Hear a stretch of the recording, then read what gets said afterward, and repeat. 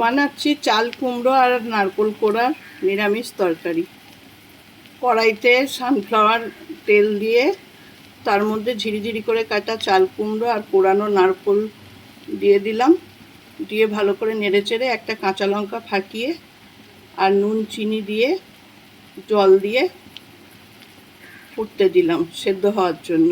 নারকোল কোড়াটা একটু বেশি দিতে হবে, আধমালা মতন দিলেই চলবে।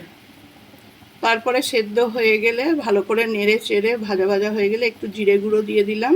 ওপর থেকে আর একবার কিছু ছোটো এলাচের দানা ছাড়াচির মধ্যে গুঁড়িয়ে নিয়ে দিয়ে দিলাম।